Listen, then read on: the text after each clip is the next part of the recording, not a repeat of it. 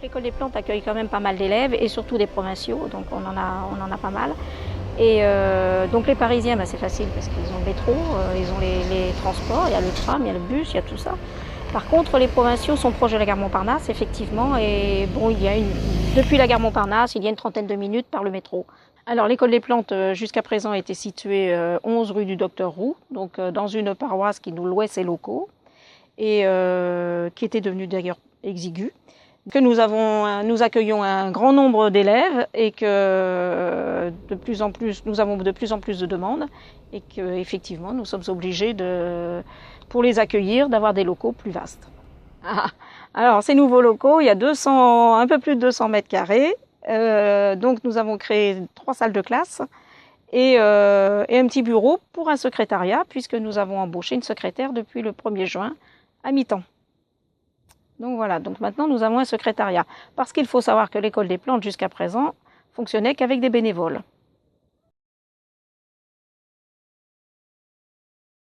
C'est une structure donc qui enseigne la botanique et les plantes médicinales.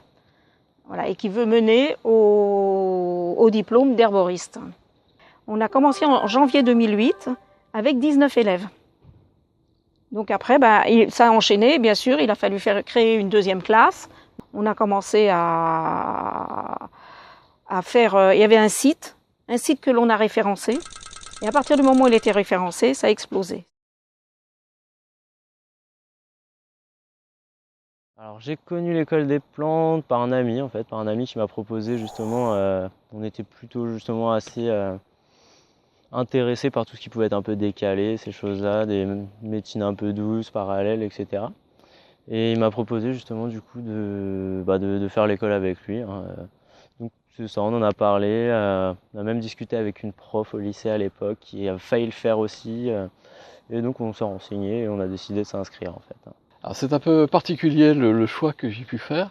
C'est pas un choix que j'ai fait personnellement. Alors c'est aussi étrange que ça. C'est mon compagnon, un passionné de plantes médicinales, de cuisine de ces plantes médicinales, et c'est lui qui m'a incité un peu à l'accompagner à l'école des plantes parce que la botanique faisait pas partie de mes principales préoccupations.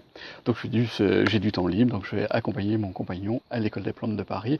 Et depuis que je suis arrivé à l'école des plantes de Paris, je dois dire que j'ai découvert la botanique, j'ai découvert les plantes médicinales et j'ai découvert un champ d'action, un champ d'activité que je ne connaissais pas du tout et que je trouve passionnant.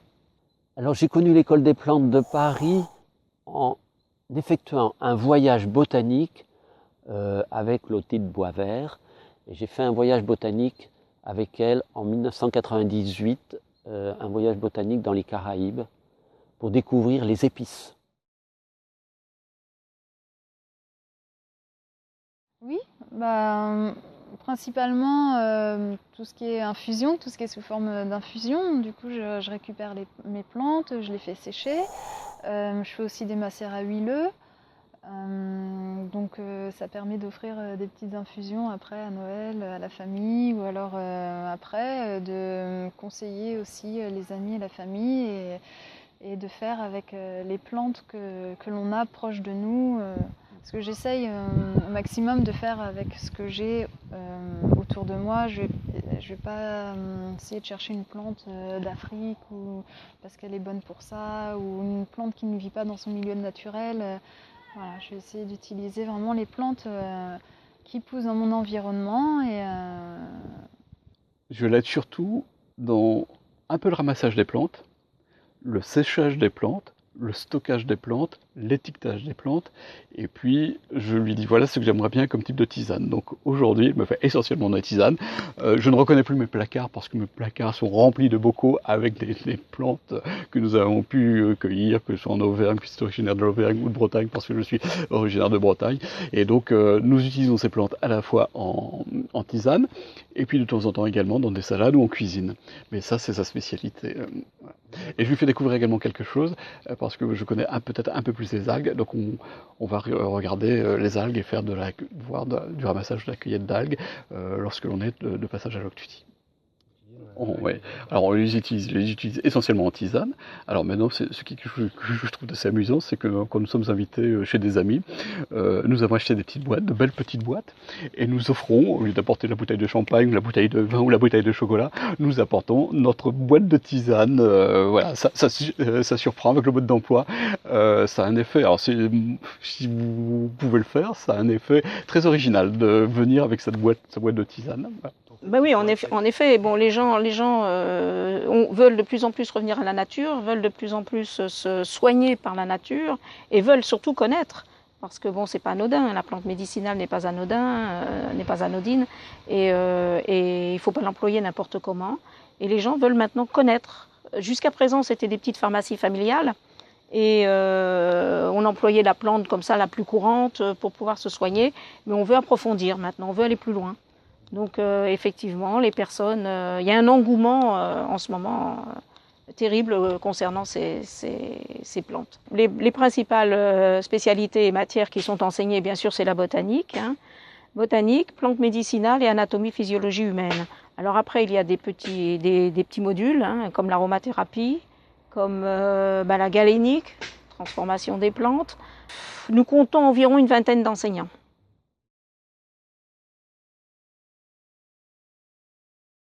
C'est quelque chose de très étrange. Alors ça se passe très souvent. Je me retrouve responsable de l'organisation, de la logistique, de l'événementiel, alors que c'était pas au départ ma raison d'être. Et je me suis retrouvé effectivement à organiser des pots, à organiser des soirées, et je suis d'accord avec toi, Sébastien, pour dire effectivement que ce qui est particulier dans le groupe Hibiscus 29, le nom de notre promotion, c'est que le groupe est resté compact, homogène, cohérent par rapport à ce que j'ai pu voir souvent dans ma vie professionnelle, où dans un groupe, des sous-groupes se forment très rapidement. Alors c'est très personnel, mais j'étais pendant quelques quinzaines d'années directeur des ressources humaines, et dans les conflits, on m'appelait le casque bleu. Donc mon directeur général me disait, allez, on envoie du vaillant casque bleu, il va nous remettre du lien dans tout ce qui se dégrade. Voilà, donc je dois avoir cette compétence quelque part en moi, et je continue à l'utiliser. Ce qui était le plus compliqué, c'est les variétés alimentaires des membres du hibiscus, et là, certains jours, c'était un peu compliqué à organiser. Ça, j'ai une ou deux fois une frayeur avec certaines demandes alimentaires que j'avais pas du tout anticipées. Donc moi, j'ai repris l'école des plantes, non pas par la connaissance des plantes, mais par la connaissance du milieu associatif. Donc je connaissais très bien, j'ai toujours travaillé en milieu associatif, je connais très bien les rouages associatifs, donc je suis venue à l'école des plantes. Ceci étant dit, j'étais très attirée par les plantes puisque je me suis toujours soignée avec des produits naturels.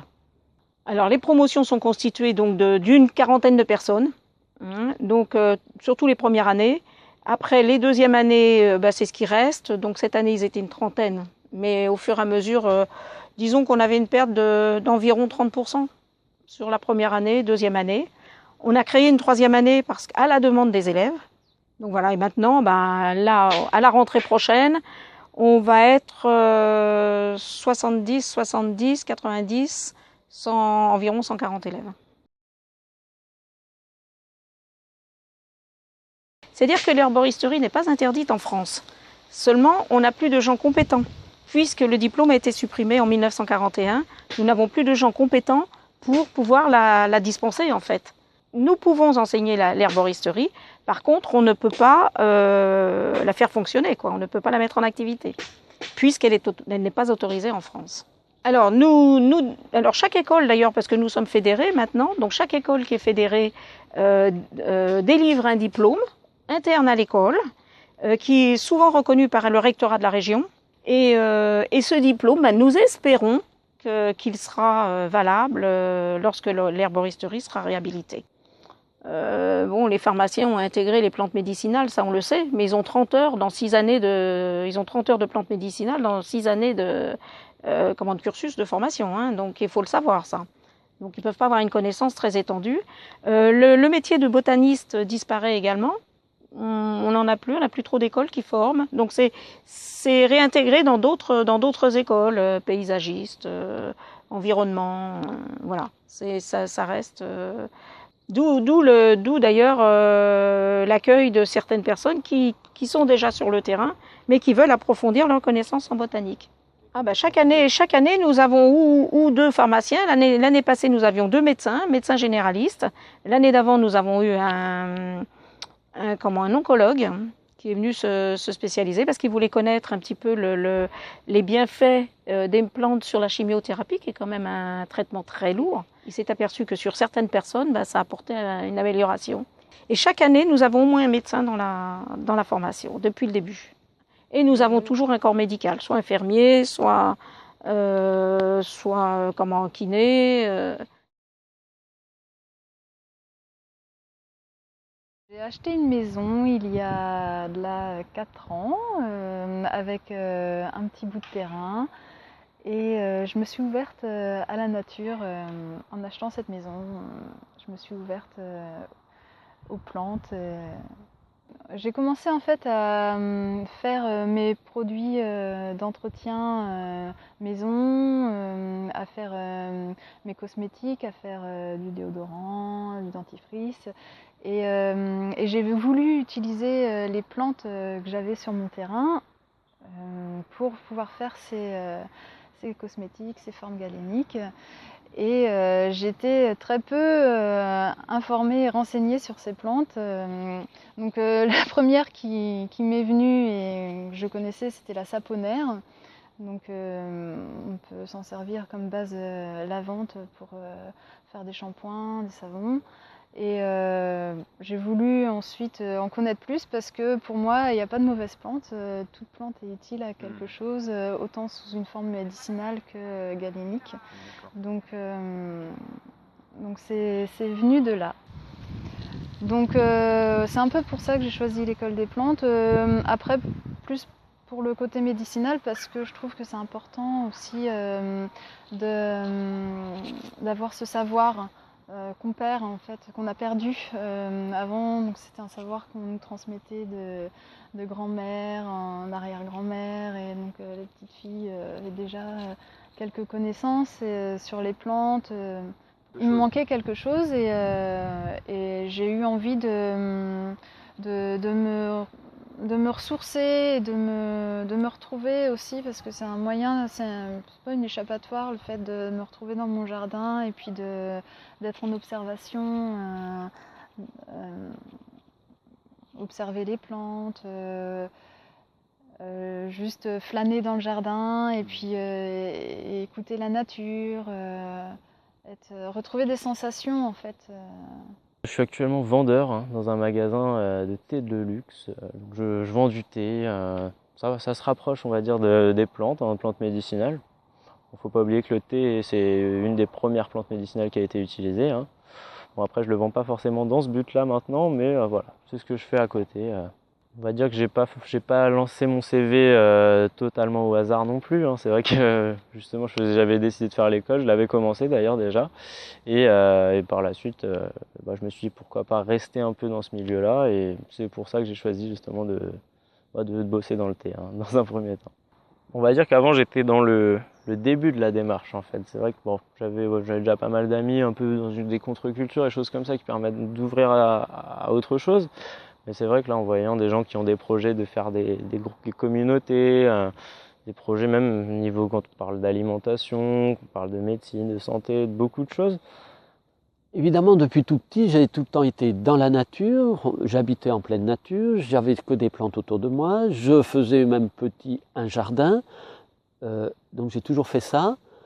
Ensuite, j'ai toujours aimé beaucoup marcher en montagne, où il y a énormément de plantes, de fleurs.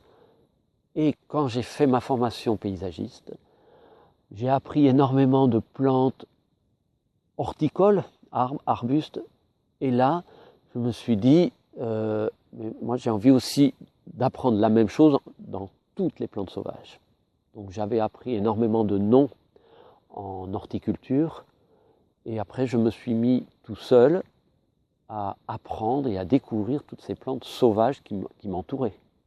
Dans un milieu qui m'était très familier, puisque j'étais toujours dans ce milieu-là, que ce soit jardin ou nature, montagne, enfin campagne. Alors j'anime depuis 2004 à l'école des plantes. Donc j'ai connu l'école en 1998, j'anime depuis 2004. Donc, voilà, j'ai fait un peu connaissance. Et pour l'école des plantes, moi, ma fonction, c'est vraiment l'animation des stages de terrain, c'est-à-dire de montrer aux élèves de l'école, leur faire découvrir la botanique d'une façon la plus simple possible et avec les plantes sur le terrain.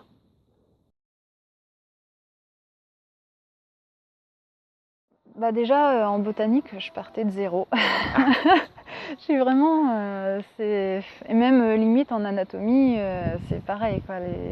J'avais les cours que j'ai eus au collège et au lycée, et puis sans forcément d'approfondissement et de formation là-dessus. Donc c'était dur au début de s'y mettre, de comprendre, d'acquérir le vocabulaire.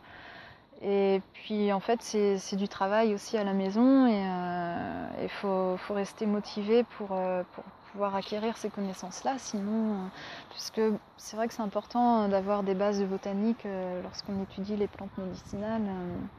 Parce qu'il n'y a pas que les propriétés des plantes, il y a aussi la plante en elle-même, ce que c'est.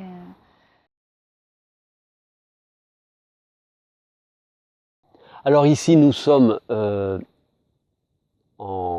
le département du Morbihan et on est au bord, enfin on est à Saint-Laurent-sur-Oust, qui est au bord du canal de l'Oust, c'est-à-dire du canal qui va de Nantes à Brest. D'écrire petit à petit des familles botaniques, en première année, c'est ces bases-là que je donne. Et en deuxième année, je continue, mais ça va un peu plus vite. Je répète d'abord toujours les mêmes choses, c'est-à-dire je redis ce que j'ai dit l'année précédente en complétant. Et ensuite, en troisième année, ça va beaucoup plus vite. Les élèves sont très familiarisés avec les familles botaniques, ils ont déjà acquis plein de connaissances sur plein de plantes, donc là, j'approfondis d'autres plantes un peu plus difficiles, d'autres familles que l'on ne voit pas au début. Voilà. Comment mémoriser c'est à force de les voir et de les répéter, et de les rencontrer. C'est vrai qu'une plante que je rencontre une fois et que je ne la revois plus pour certaines plantes rares, j'ai plus de mal à la mémoriser. Et puis, je ne sais pas, ça dépend desquelles aussi. Une plante extraordinaire est plus facile à mémoriser qu'une toute petite fleur qu'on voit à peine. C'est une passion, c'est de tout le temps regarder, c'est tout le temps essayer de chercher. Et puis, à force de les revoir dans différents stages et en continu, finalement, on les mémorise. Elle a mis un peu des feuilles opposées. Quand les élèves sont en deuxième année, il y a un examen à la fin du stage. Donc moi, pendant tout le stage, j'ai déjà eu ce groupe, cette promo, pendant la première année, une semaine, deuxième année, une semaine en juin, et nous sommes au mois d'août pour une troisième stage. Donc là, j'essaye bien de montrer un certain nombre de plantes sauvages sur le terrain. Et on va récolter pendant la semaine environ 150 plantes qu'il faudra bien reconnaître, le nom latin, le nom vernaculaire français et la famille.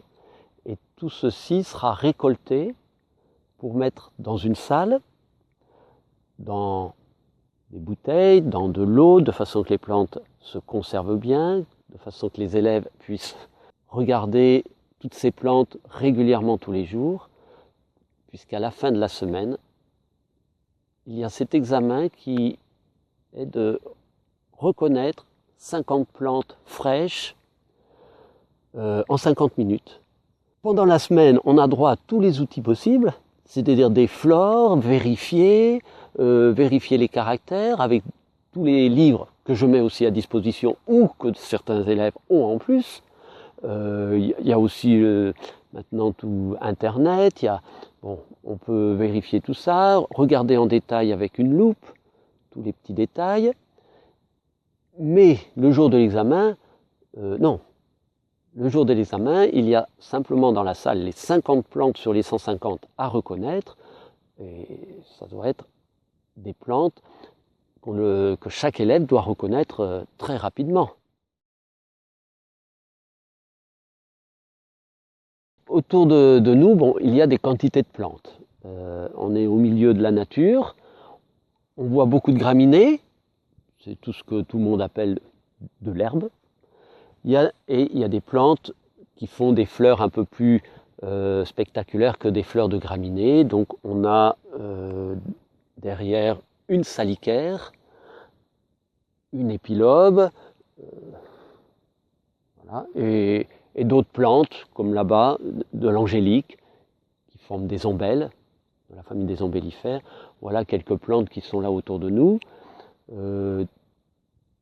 Décrire une plante, comment je fais pour décrire une plante? Donc je parle bien sûr des caractères de la plante, tiges, feuilles. Donc si on prend l'exemple de la salicaire, qui a des feuilles opposées, une plante peut avoir des feuilles alternes, opposées, et ensuite on va compter dans la fleur le nombre de pétales. Voilà, c'est décrire la plante en comptant les différentes parties d'une fleur, c'est-à-dire une fleur composée de sépales, de pétales, on compte le nombre de pétales, on va compter le nombre d'étamines, et pourquoi pas encore plus en détail des nombres de carpelles. Tout ça, c'est pour de la reconnaissance d'une plante, pour pouvoir la classer dans une famille.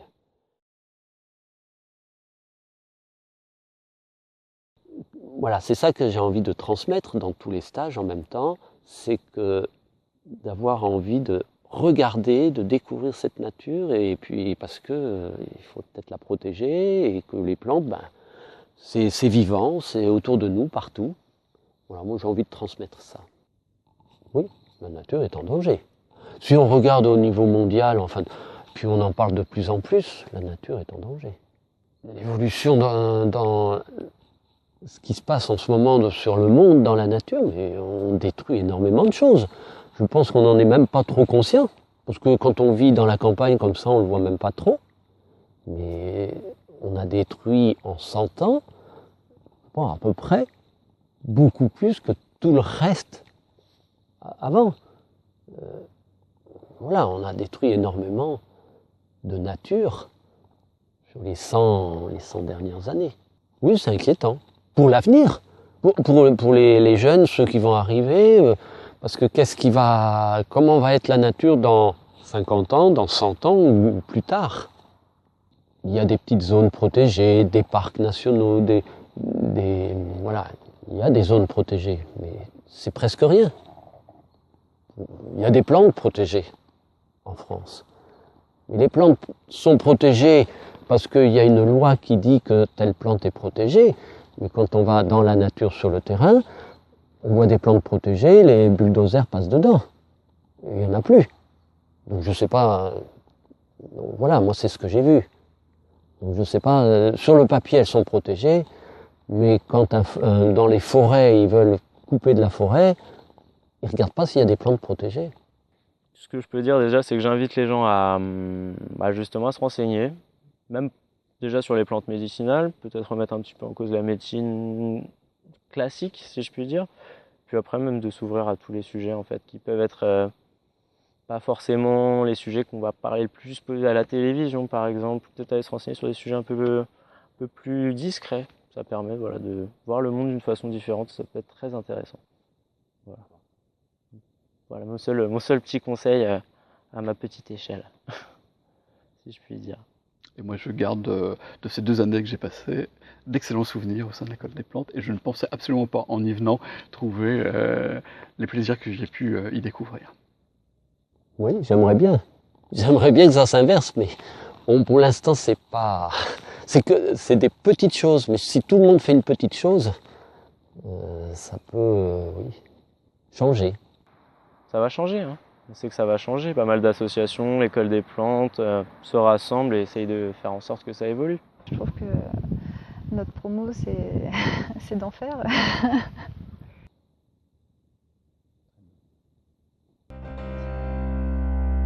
Merci.